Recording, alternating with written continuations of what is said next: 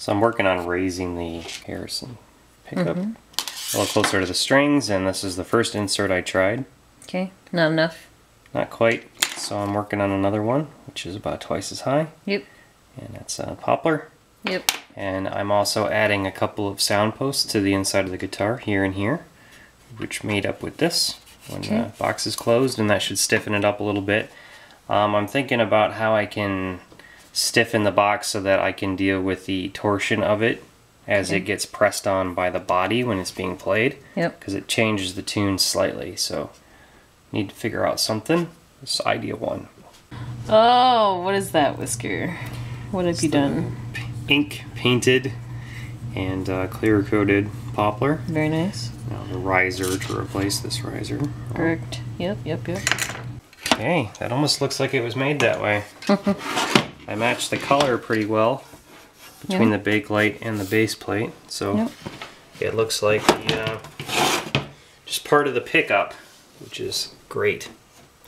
Cool. So what's next? Now we have to solder everything back up and get it closed up again. Okay, so now we've got our shield line that connects the box, the strings, the tailpiece to the shield of the instrument cable. And we've got our tip, which runs to the white line up to the guitar pickup, and the other side of the coil comes down and attaches to shield. Okay. So we can put this back in its mounting hole on the body of the guitar. Now, once we do this, it's somewhat difficult to get the guitar open again because the shield line is intentionally left short as possible. So that goes through there.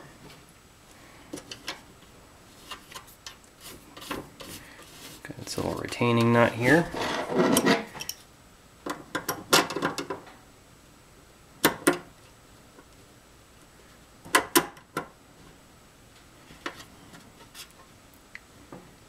These don't have to be super tight, but man, are they annoying if they're not tight enough, because they come loose constantly. So that's nice and rigid now.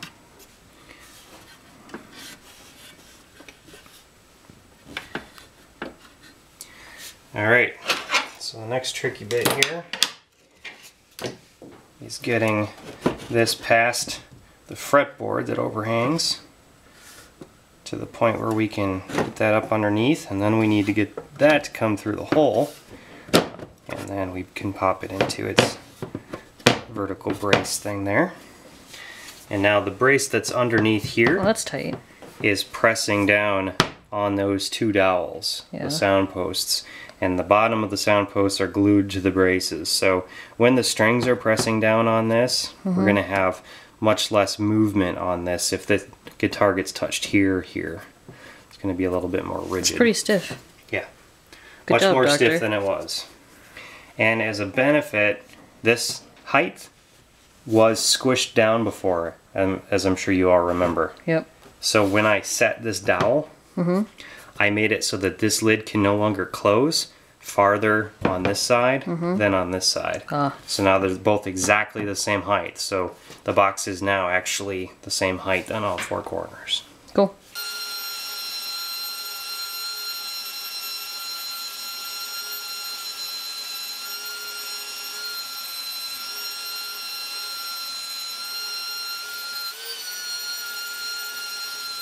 I did a little bit more work on the bracing.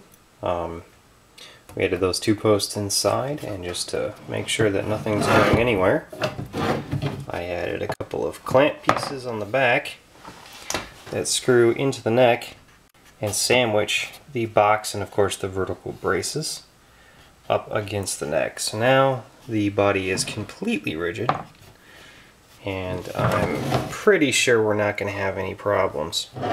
I'm kind of glad I did this because it exposes more of this end grain at an angle, which is just a beautiful effect.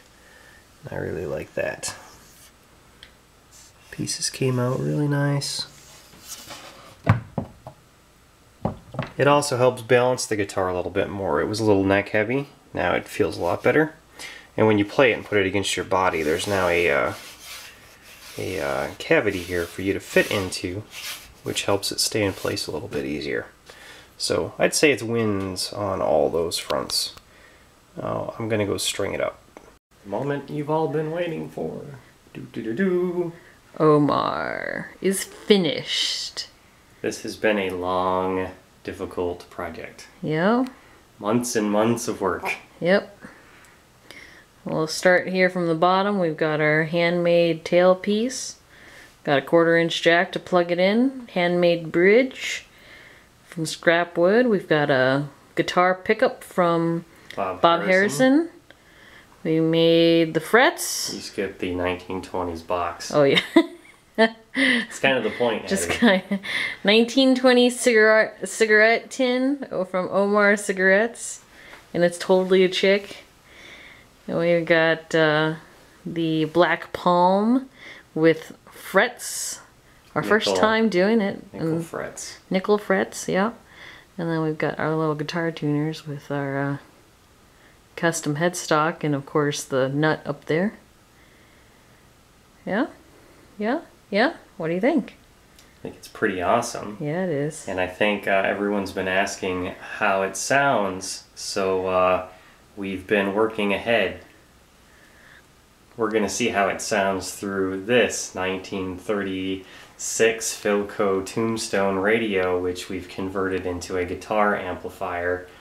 And tune in next week as we go through the entire process of building this radio guitar amp from the ground up. It's our next big project, and we're going to demo it here a little bit with Project Omar.